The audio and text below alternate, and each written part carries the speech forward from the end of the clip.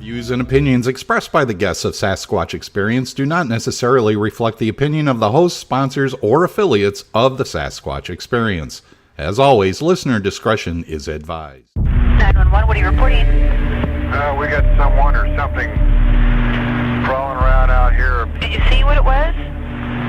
Was it a person or an animal or? I can't tell. All I know is that my central light came on and I just happened to glimpse and see this thing running across the yard. A good-sized man, or something looks like a man. I don't know what it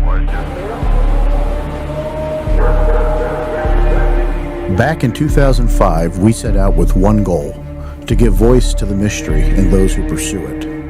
Sasquatch Experience podcast has been your go-to source for serious Bigfoot discussion, where we separate fact from folklore, always grounded in research and respect.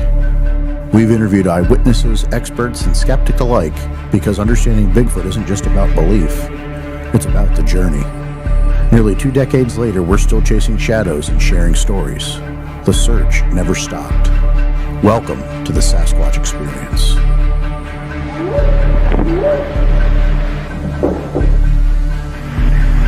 Jesus Christ, you better... Zia! Hello? Get somebody out here.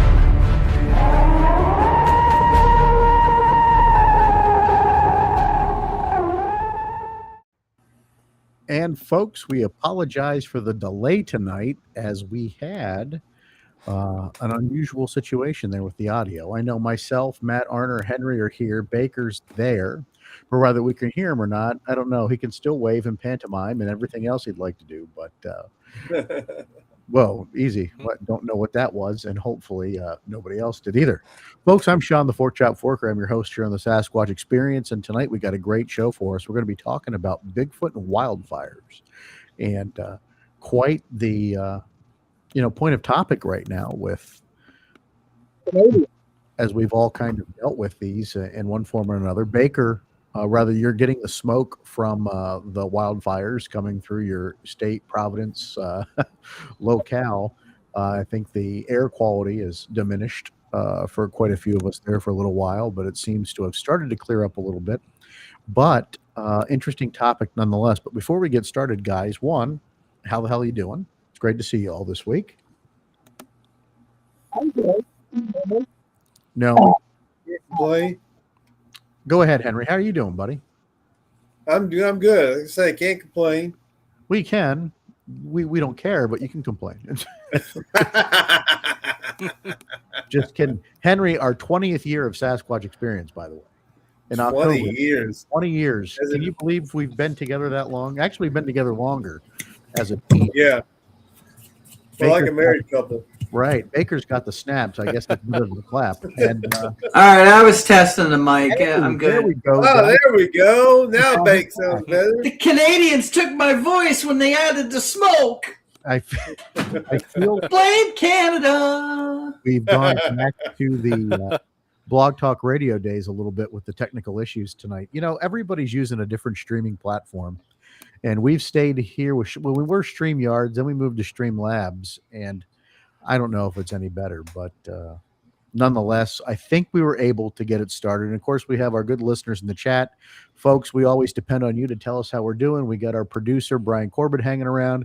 One of our number one super fans, Jay Charlotte. Good to see Jay here. And of course, Mr. Scott Dieterle, Scott, our man of the hour, man of the power, always supporting us no matter what we do, where we go. He's there in the mix, letting us know how we're doing. And we appreciate each and every one of our supporters greatly. And I'm being told to pump up the jams. Pump it up. Pump it up. There we go. All right. And Matt, man, I know it's been a day for you, buddy. How you doing? I'm doing good. I'm doing good. It was a rough day at work, but we got through it, and just looking forward.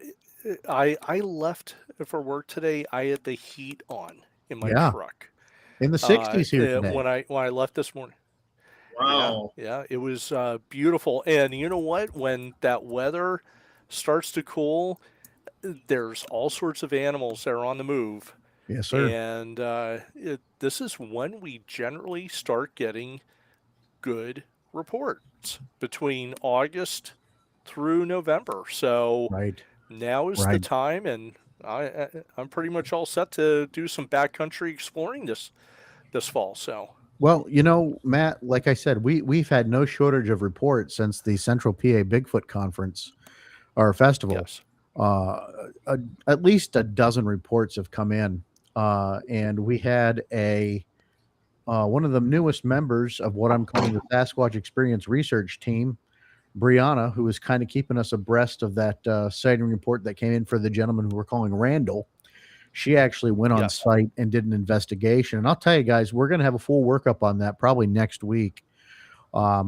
To the listeners, what we're trying to do on days where we're opposite having a show, Mondays we're opposite, we're going to put in one of the sightings we've investigated and kind of get some of the information out there to kind of keep you guys engaged and titillated with what's going on here at the Sasquatch Experience. Because keep in mind, we're not just a podcast, we're an investigation service, and we go out there and we take all these claims seriously, and we go out and provide it with excellent, just top-notch investigations.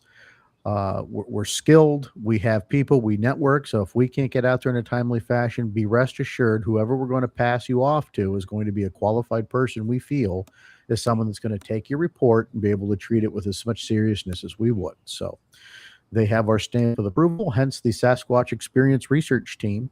And I'll be glad to get a workup. Brianna said I had full permission to post it. And Matt, you and I will work on that as we continue to work on our book, Elusive Truth. Coming to you soon at some point. All right, I'm done talking there for a minute. Go ahead, Matt. Finish off where you were.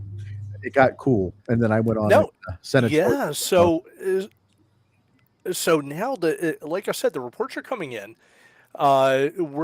It's not just prints or howls or your typical Class B, but it was exciting actually hear from a Class A sighting that literally just occurred. Not only that, but going back to our Small Town Monsters production of Investigation Bigfoot, that was probably within 10 miles of where the cabin was where we were staying at. And unfortunately, I had to leave the night before, but or the day of when you guys had all that all those things going on. But it really, if you're looking at it on a face value, you have us going out there last fall having some sort of experiences out there. Then you have now in August you have a Class A sighting during the Marionville Forest County Bigfoot Festival. Just a number of locals came up to us and were telling us about the Class B encounters that they're having. We do try to rule out a lot with the howls. Is it an owl? Is it a coyote?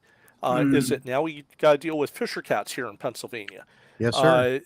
Could it be one of those three? Which fox make that female screaming sound? So a lot What of does that the fox we try say? to. There it is. Yeah, there it is. But we go through and out of these reports that we get, I'd probably say that there's about 15%, 15 to 20% that we just can't, say for sure. We can't say that it's this or that or a coyote, an owl, and those are the ones that are unexplained. And then when you have other encounters, whether it's somebody seeing a print, we had a lot of people come up to us and tell us about they had heard noises, they heard the footfalls, but then they had that odor that hit them. So the odor is definitely something that is enticing as well when it comes to the research for data. So we're putting all that together. We have some great people that we're working with. We have the data person from Georgia. We have Mondo and a few others that are putting all this data together to try to come up with some sort of some sort of, I can't say it's conclusive, but just something there that we could say, okay, when during August, during this moon phase, during this weather pattern, this is more likely to appear. Right. So speaking of which too, like I was talking with the guys from Study Sasquatch, great guys. And Chris Spencer, in one of his videos, had put out a really interesting hypothesis about vocalizations, wood knocks, and he said, look at the moon phase. And he thinks that when it's dark, when the moon is in a new moon phase and it's dark out, that these creatures probably are closer together when they're on the hunt. When it's a full moon, when it's waxing crescent, waning crescent, and that light is out there, that's when they're getting vocalizations, wood knocks, and such. And he believes that it may be from them being more spread out, because of the illumination factor. That's something I've always interesting hypothesized too, Matt, is that, I think the allure of a full moon makes everything spooky and, exciting and whatnot. But I don't think it makes sense for an animal that depends on the cover of darkness to move to be so correct active during a full moon. And then if you look at the time of year, like specifically you and I have always said how our area is incredibly active from the end of August through fall. Partner that with moon cycles, and what do you see? When do we see the most activity? So that's what we're looking at. And the more and more we feed to Mondo, our data guy, the more and more he's able to, really put it together. And I told you at the last festival we were at there, and Sealands Grove, Susquehanna Valley Mall, Gwen's event, Gwen Purcell, he put that data out there for the public. And I was like a kid in a candy shop. Like I couldn't get enough of that. I had to keep stopping myself from interjecting in his presentation because I was just absolutely enthralled by what the data was showing, Matt. Not what our gut was, and not what our, any of those things. I was excited by what the data was showing that he pulled out from the witness reports. Now we know there is always a room for error with data, right? Because it's witness reports, it's not infallible. That being said, still pretty good with what we got. Bake, you were going to say something, and we'll jump back. Well, one, I wanted to say that was a really good conference we had at the Susquehanna Mall. I liked a lot of the speakers. Never let Mondo give you a Mexican strawberry. just going to put it out there. Brian, you're forgiven, by the way. Okay. You're all right. No demerits this week. One thing I would say is we also are looking at the opposite of the data. Everybody's looking at this data proves this exists, this data proves this exists. But also when you look at some of the data that they've collected, you can also say that it can't be a bear, or it can't be a deer, or it can't be a muskrat, or it can't be something else. The data isn't just 100% proving it has to be a cryptid. It's proving that we don't know what it is, but we definitely know it's not a woolly mammoth. And I know it's an extreme to say it, but if you think about it, is the data they've been collecting, it's the same data that I collect when I'm up at my land, or me and Forker go out for a stroll or something like that. We get, okay, we heard a noise. Okay, well, it can't be this, can't be this, can't be this. And that's the data you also need. We had a gentleman that came with his parents, and he wanted to become a cryptozoologist. I said, first of all, no. Go outside and suck in nature. Go do some hikes, some other stuff. I said, get an idea what nature is before you think you saw something, because that'll help you realize whether you saw something or your friends are too stupid to realize it's a skunk coming your way. And there's a story to that. We have first-hand account on that one. The guy who couldn't watch, the guy who fell in the hole could tell that was not a bear or an elk or a Bigfoot coming at us, but a small animal. Wasn't sure it was a skunk, but knew damn well it wasn't a bear. So I mean, this data that they're collecting is not only just proof there's something odd out there, it disproves other things it could have been. I guess that's my on that. No, very good. Very good. We do have a full episode here, though. We may actually have to create a part 2 for it because it's almost 20 after 9 already. We'd be doing the bullhorn if Vance was here. Vance is on assignment tonight, by the way. Just a note, though, upcoming on September 12th, myself, James Baker, and potentially Matt Arner will be in attendance at the Bigfoot and Bluegrass Festival in White Deer, Pennsylvania. I'll be speaking, but if those two are there, they'll also be with me. So you get at least a 2-fer or a 3-fer for your money, folks. It's always a good time when we present together. We're very interactive. It's a great time. Usually there's wine tasting. There's a much better. What's that, Matt? There's a much better chance that I will be attending. Oh, very good. That'll be exciting because we missed Pickle you. whiskey. I know. This is the first one you've missed at the Central PA, and but unfortunately, And I'm bummed out. I know we were bummed out too. But I just sent my chair flying backwards because I really wanted you to see Mondo's presentation. It was amazing. I had a lot of fun at that, and anybody who was in attendance, I think, likewise enjoyed that part. Thunderbird. I won an archery contest up in Elk County, so I had to go up and get my $500 gift certificate. Yeah, 2 cellular game cameras, an elk target for archery, and an elk dartboard, which was actually pretty neat. An elk target? So, is it like full size? Does no, it got the horns? No, it's actually a third the size. It does have the horns. James, I will get a picture for you tomorrow and send it in our group chat. Okay. A third size elk is still like what, a deer target almost? It's a little bit bigger than a deer target. Yeah, but those things aren't cheap. It's the size of a deer. No, yeah. they're not. Those things aren't cheap. No. Wow, that's a good job. That's better than what I got for my 20 years at work. And listen, guys, whenever we go somewhere as a team and Baker and Matt either enter the contest or they raffle, one of them always wins. Sometimes between the two of them, they win almost everything. So yes. And there's anger. Yeah. It is. Because we were like, did Baker play? And I'm like, hey, man, I play.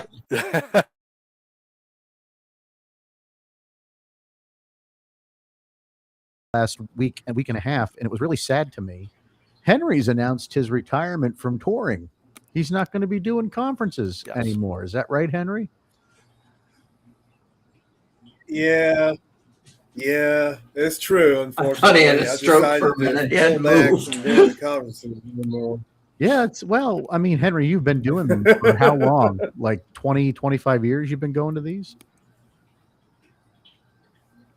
18 years. 18. I went to 18 events. That's a pretty round number. That's a pretty robust number. And well, we're going to miss you at these, Henry, but we are going to get the cardboard cut out of you there so people can still get their pictures taken with Henry May. I know. I do want to interject. Go ahead. Exactly. I do want to interject that there was somebody that was asking about speakers for a national Bigfoot conference, and everyone's up there promoting themselves or promoting this person, that person. And I put up there, I said, listen, if you're going to do a national Bigfoot conference, you need one of what I consider the big 3 in Bigfoot historians. And that would be number 1, Todd Prescott. Number 2, Daniel Perez, and number 3, our own Henry May. And so hopefully they get a hold of you. So if they offer you to come out to a national conference, come out for that one. What'd you say? I think those are the big 3. I think in the Bigfoot world today is Henry, Daniel, and Todd. No, Matt doesn't whore me out, Baker, because he ends up going along with me. So it's not like we always give people the bang for their buck out of us. But, Matt, you and Les were... I don't even get paid. I don't even get a billing. No, and you don't pay attention to verbal cues either. Matt and Les were featured on Eric Mintle Investigates Bigfoot and Jim Thorpe. That's out now, posted on our Sasquatch Experience page. Go check it out, folks. I think you'll enjoy it. Matt, tell us a little bit about filming that experience. How was that? Well, I wasn't too happy about it because the whole reason I was supposed to be there was to talk about the encounter that literally happened a quarter of a mile from where we were taping. And you know what? We got into this gentleman from Jim Thorpe who had a Class A sighting last August. Here we go in August again.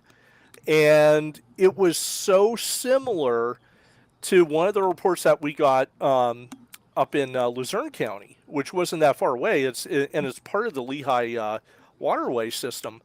And as the guy's telling me, the hair was standing on the back of my neck because it was so similar to that experience. So I ended up talking about that and completely forgetting about the incident where the girl was washing dishes and she looks out the back window and there's a gorilla staring at her. And then when she went to tell her parents, everyone ran out and there was 2 big imprints in the mulch that was up by the where the kitchen window, and the kitchen window is about 6.5 feet up from the ground. So obviously it was something pretty big, and that was the encounter I wanted to talk about, and I totally forgot. But otherwise, Les did an awesome job.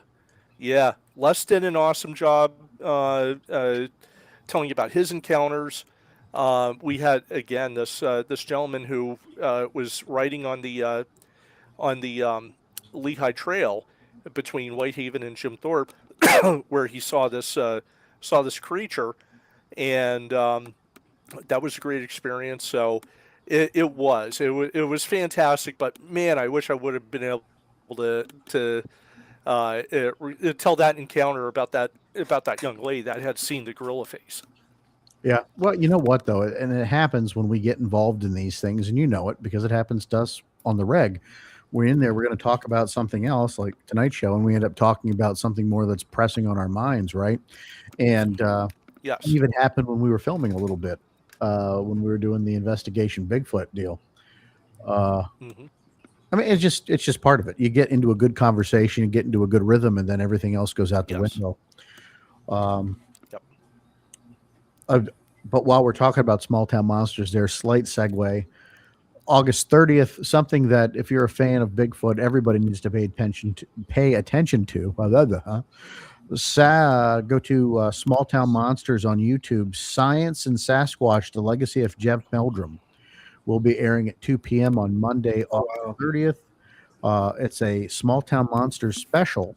I'm looking forward to that. You know that we love our friends over at Monsters. Mm-hmm. Yeah, we have a little bit of bias, but they've always treated us well. But they always put out a top-notch production, and I think it would be nice to have something special done for Doc Meldrum. I mean, we were going to sponsor Dr. Meldrum at the Bigfoot Camping Adventure Weekend. That didn't get to happen. That was a big pile of suck. Yeah, as Baker, would say.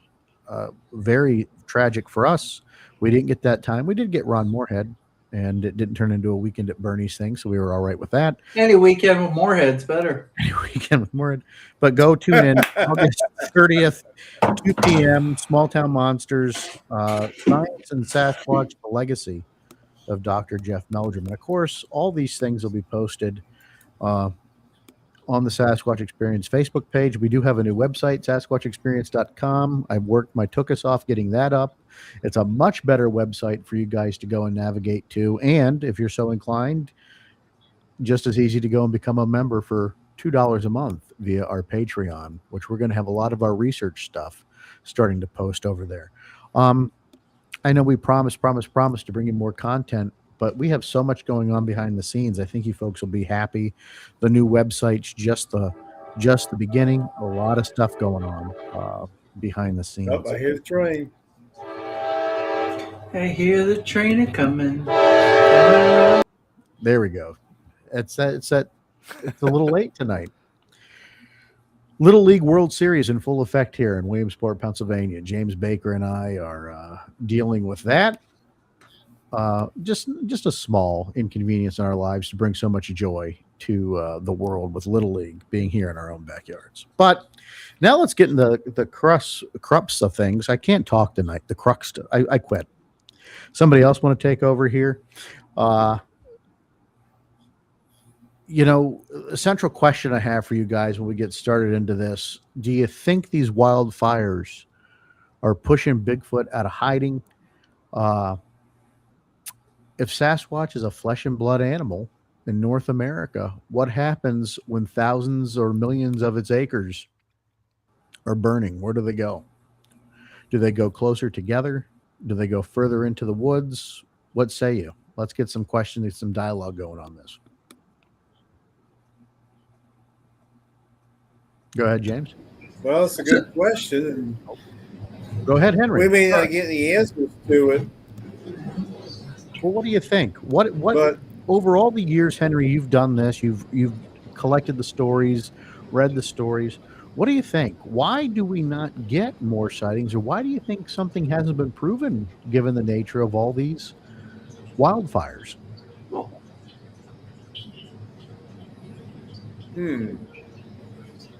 Henry, you want me to take a crack at it? Oh no, you got a well. Do it. Yeah, go ahead, babe. Yeah, go ahead, babe.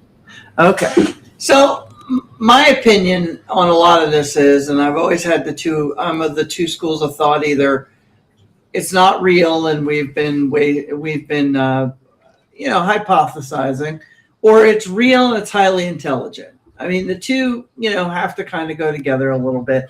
I think the big thing with these wildfires and everything is, and I don't know if I have the name right, but I think it's Renee DeHinden was the one who studied the bears. No. Okay. Forker knows names. I know facts. Okay. So he'll tell us in a minute when he's done pulling on whatever he's got over there. This person always looked at how do bears interact with their environment during certain times, certain moon cycles, certain things. John Mayenzinski was who you were. John Mayenzinski, thank you. Okay. But they looked at an animal that they could trustly see and had things that were exact. Like a lot of the people look at the great apes and they go and they use that as a base.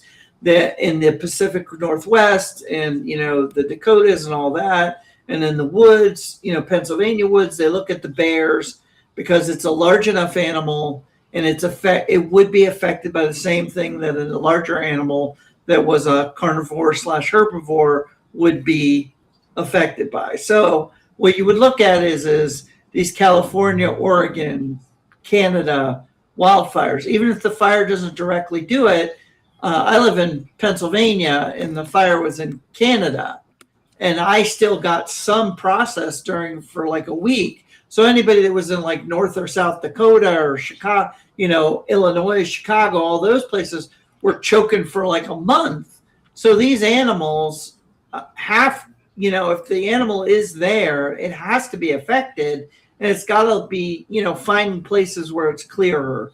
I would think with the way smoke works and things like that, they would go to lower elevations. They would be closer to things that would block the wind, But again, if you look at like a bear, you could see what their movements are, and then you might be able to track. Because we're all one big guessers. That was the one thing I tried to point out to the gentleman that wanted to be a cryptozoologist. I said, a big portion of what we do is walking around the woods and guess, So, I would say study bears in those local areas, see what they're doing. That might give you an idea what's going on. All right, Henry, I'm sorry I cut you off. It's your turn again. No. I could have put it there myself, babe. Matt, what say you, sir?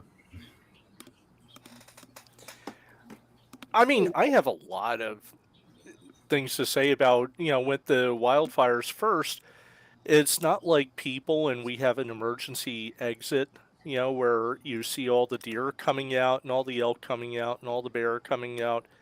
They're scattered, and they're scattering into the areas that aren't under the threat of wildfire. And with that, unless you had somebody encircling 20 yards around every 20 yards around a radius of a wildfire, you're not going to see every animal that comes out of it. So there's also ways that some animals will burrow to escape the wildfire. Again, you're getting very high temperatures, but in some of the wildfires, it's just burning off vegetation and wood, and it's not burning into the soil as much as it would maybe with like the California wildfires in Malibu, where they were just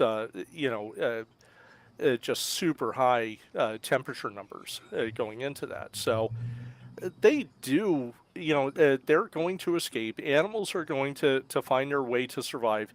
The wildfires have been going on since we've had oxygen and everything else going here. So animals know how to keep themselves alive, during these times. We do have a question there from our Valid. producer. What do they do with animal carcasses that get burned up in wildfires? What do the state do, or what Yes. does? Well,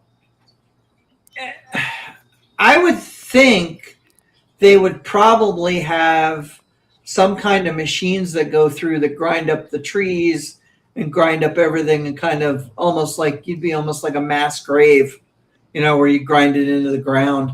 Well, we You have know. it here in Pennsylvania. They pick Yeah. up the roadkill and they have, I don't know what you call them, body Wood piles. chipper. Yeah, body piles that they throw these carcasses in, or as Uncle Z likes to put it, lunch.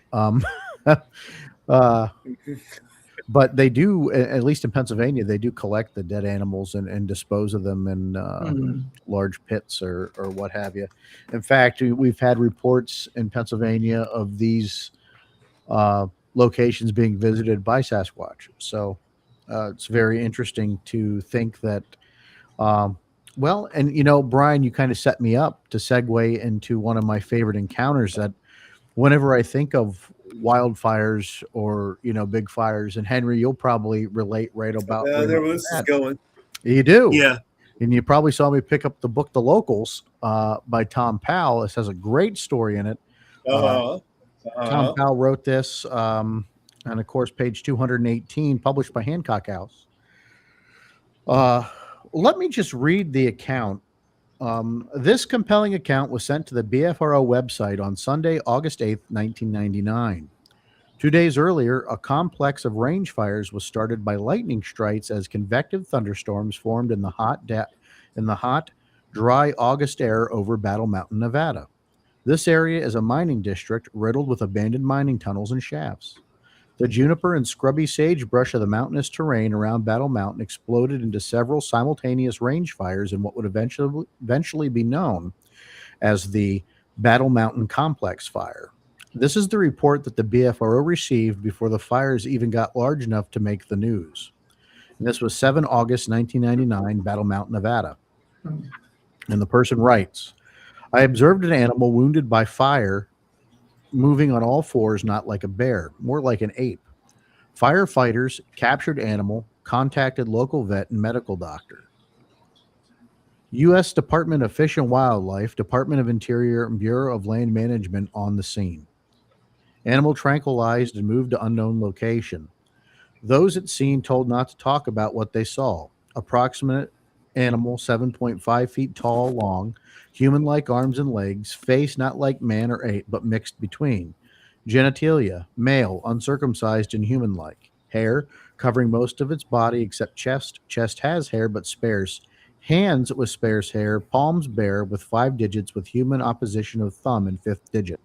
Speech, attempted to communicate with caregivers once it realized they were attempting to care for. Multiple burns to hands, feet, legs, and body, some 2nd and 3rd degree burns using rule of 9s, approximate 45% of body with burns.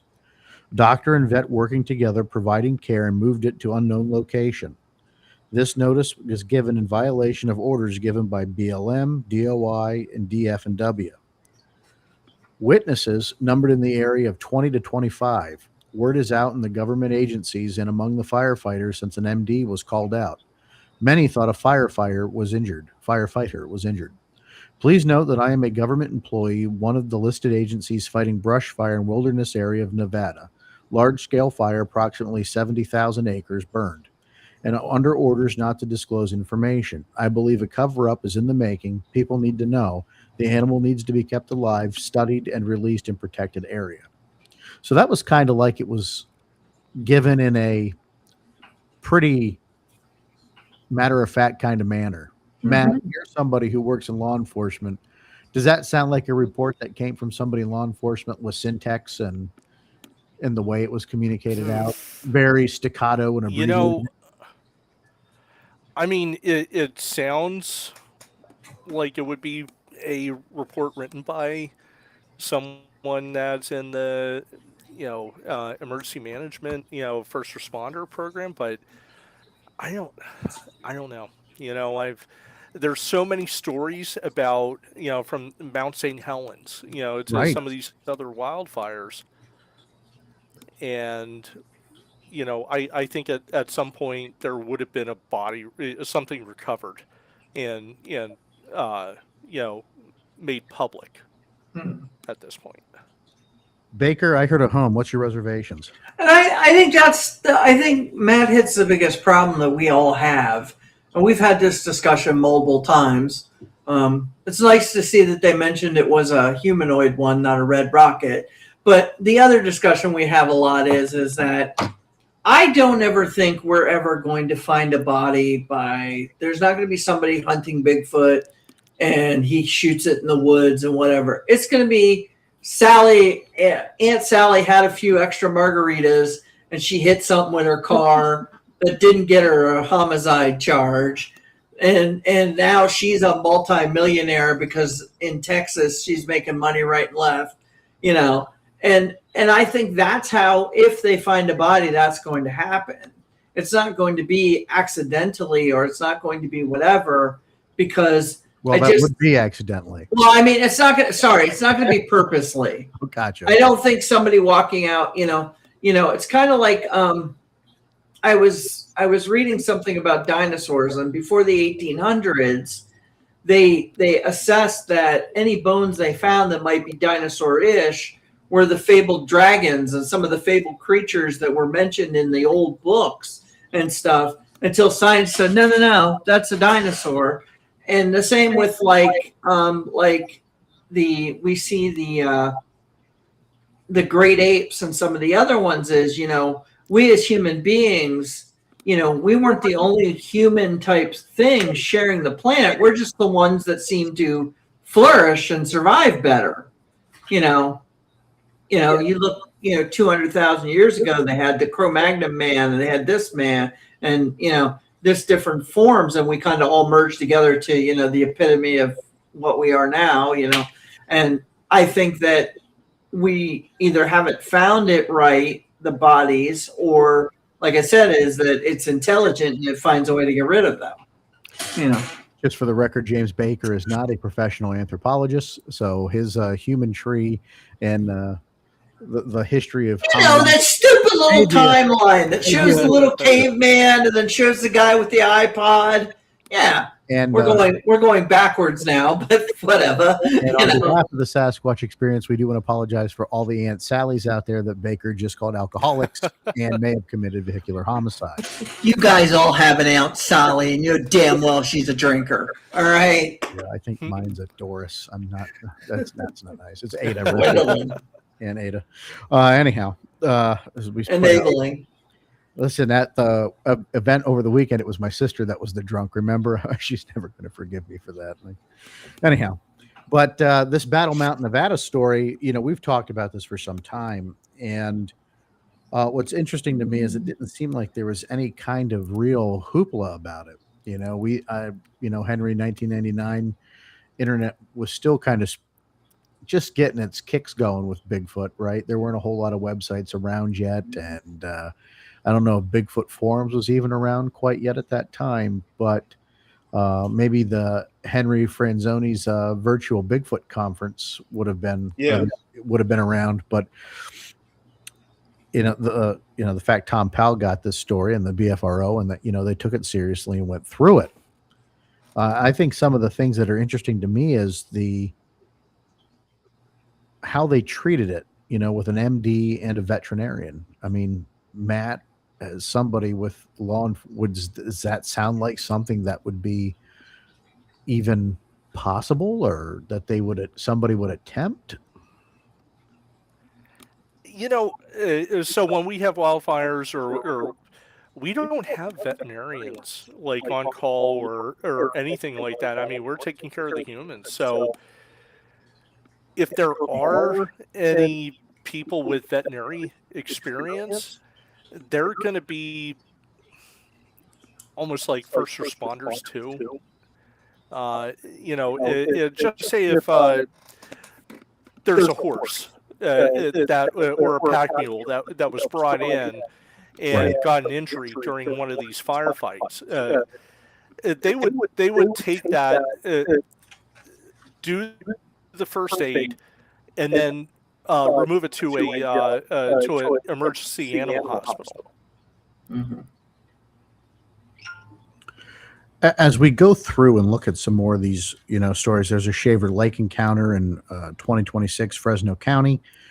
Man, I just got to ask you guys, and your personal thoughts on this, because I just don't want to spend the whole episode talking about Battle Mountain, Nevada, right? That was a very interesting story, had some very interesting takeaways from it. It could also be fantasy, right? It's very detailed. And sometimes when you have something so detailed like that, you wonder the veracity of it just because it's so clear and full of information. Yep. And, I encourage everybody to pick up a copy of The Locals anyhow. It's probably my second favorite Bigfoot book next to John Green's The Apes Among Us.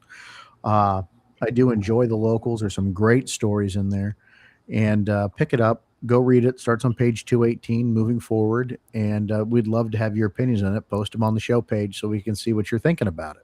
A little homework assignment for you tonight. Mm-hmm. Go ahead, Henry. Go ahead, Baker. Matt, I have a question as a police officer.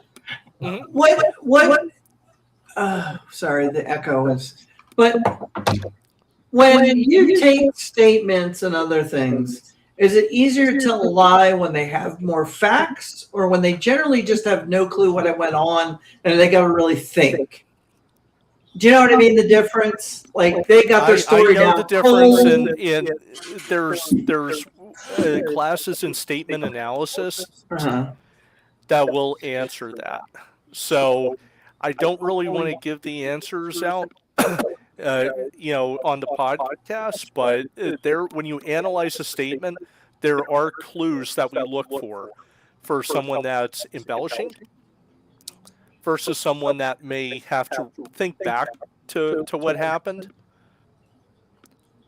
So it's just not vocal. It's also like words, music, and dance. It's how they say it. It's what they do. Okay. All right. Communication is only 10% of actually talking. The rest of it is how we express it. Yeah. The body language, as Ursula would say in The Little Mermaid. Yes. Dum, dum, dum, dum. Yes. Poor unfortunate soul. Anyhow, She got done wrong. she did. Justice for Ursula, hashtag. Anyhow. So back Like to the this. big girls with tentacles. And there it is, folks. Good night. We'll see you next week. That's not the show I wanted to have. But when we look at these sighting reports and Jeremiah over on Bigfoot Society, he put out an infogram the other day for folks to kind of report encounters that were happening in let me see if I can at least pull it up here. I don't know if you guys all saw it or not. Our good friend Jeremiah over there from Bigfoot Society going through it. Of course, pulling for him as always as he goes through his battle with cancer. Unfortunately, we just send our love and support out for him. And it's not just a stall because I can't pull it up. But anyhow, he put up this great infographic, asking folks that if you are having experiences or know of any experiences or sightings, please report them. And I think it's incredibly important that that happens because, one of the things that I've had thought is that activity around natural disasters would pick up. And I don't know if there's a true correlation to that or not. And I didn't really think about it until Baker gave me this premise yesterday when we were, kind of beating around the bush for a show topic tonight. And he goes, well, how about the wildfires? And again, my thought is, where are they going to go? Do they retreat into these tunnels and caves and mines, or do they try to progress further and deeper into the woods, or what happens? I don't have a good answer for it. But then also keep in mind that if it's affecting them and their homes, what's it doing to their food supply? Right. They have to adjust for that. So do they go into more scavenger mode, and then do you have more contact with people because Bigfoot's raiding my shed, or going after my chickens? What's that look like?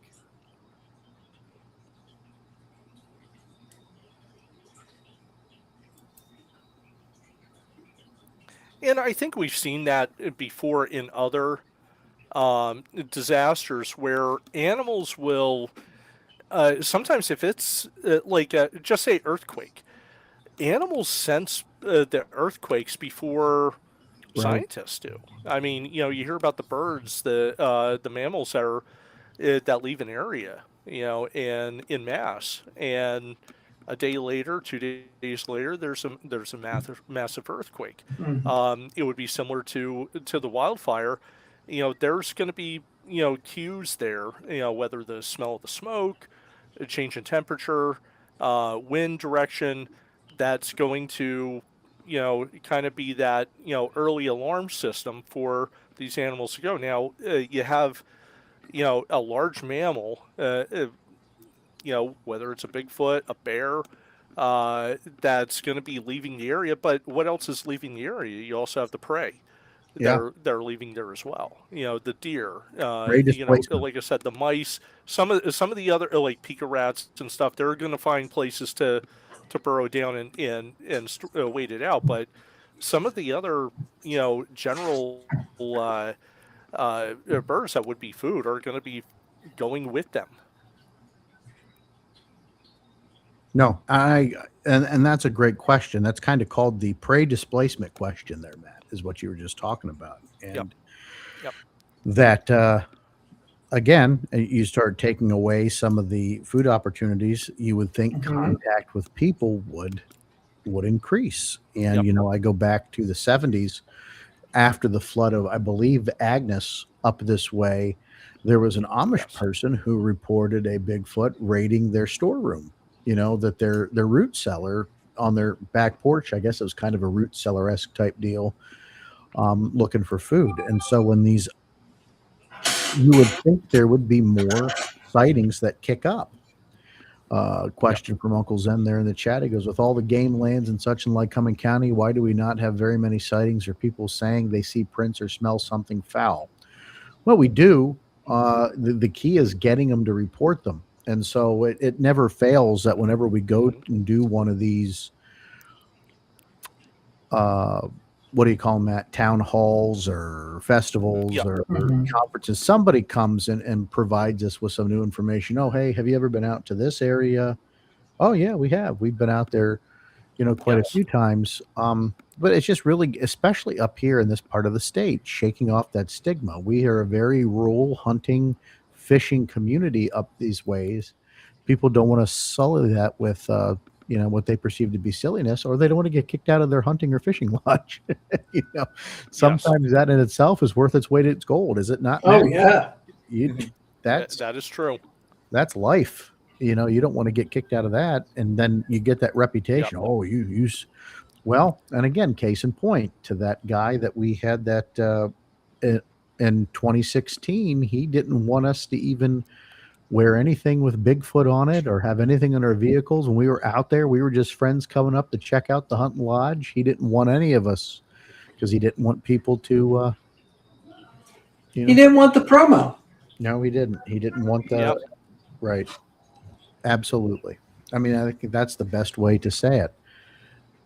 And, and I think Steve posts likewise with all the work going on out past Barber State Game Lands. Now out that way, there's been reports near the pheasant farm and up in the civilian conservation camp out that way, where they were dumping stones. So there are sightings. It's just getting folks to report them, one, in a timely fashion, because a lot of times we get these reports, they happened 10, 15 years ago, not 10, 15 hours ago.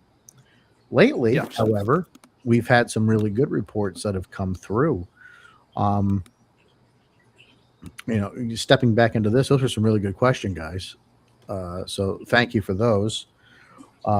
Fire is not always ecologically negative, right? Sometimes there's a purpose Correct. for controlled burns, and I'm sure that probably weighs into this whole scenario as well.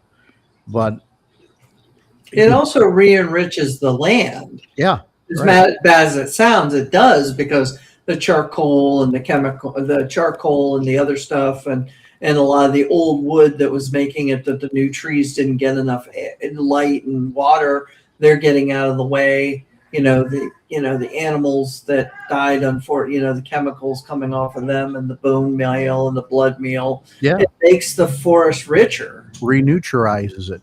Yep. Yeah. It gets its goodies back, and that's a very important part of the ecological balance right there. But also, how long does it take for these animals to come back? Once it does burn, Yep. when do they start revisiting and coming to it? So could sightings drop in areas because of these situations? So Canada, rich in Bigfoot sightings, right? Depending on the Pacific Northwest, one of these major disasters happened. Do sightings drop off? And again, for our data crunching nerd friends out there, that might be something to look at and to consider. There's a lot to this, and we're about out of time already. And I know we started a little late, but folks, again, does any of this equate to an influx or a decrease in sightings? We don't know. We just thought it'd be fun to talk about for a little bit. Check out the book, The Locals by Tom Powell. Page 218 starts the Battle Mountain, Nevada story. It's one of my favorite ones in the book to go check out. And again, we'll go around the horn. Any final thoughts from you gentlemen here before we wrap it up for the night? As we wrap it up for the night. Matt, we'll start with you. We'll go down around the horn here, at least in my horn. Yeah, no, I was going to say with the wildfires, there are benefits. I know we had a wildfire up in Elk County that burned quite a few acres, and within a year and a half, the elk were just all over that place because there was minerals, like what James had said.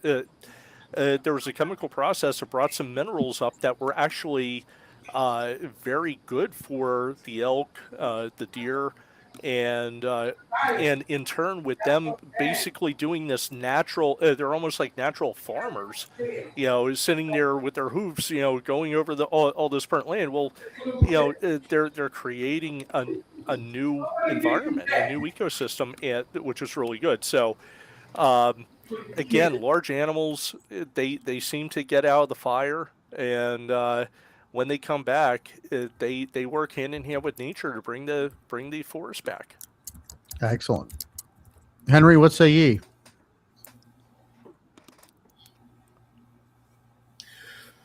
Well, we are fortunate enough not to have any forest fires close to us. But if we were to have a forest fire, it would be at the local wildlife refuge. If we were to have something like that, it would be pretty devastating. Yeah. Because that's quite an ecosystem there that's in that area.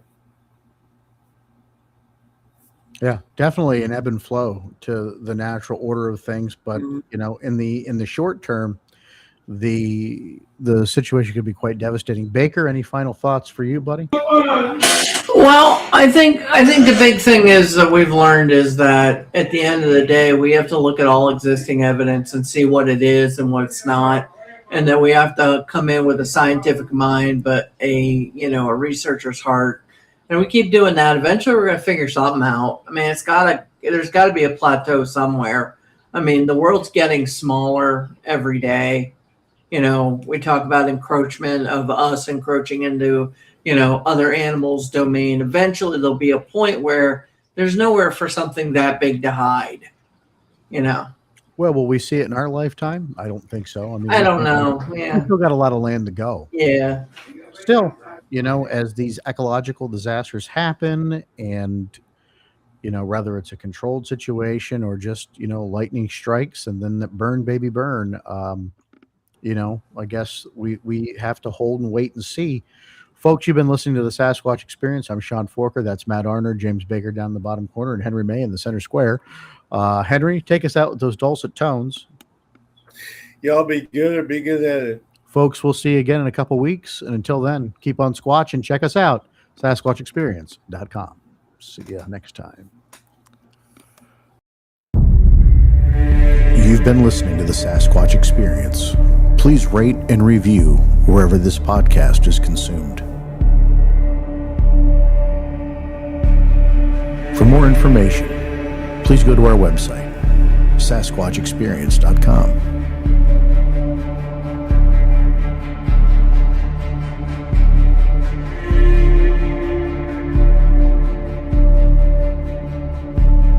Keep on squatching.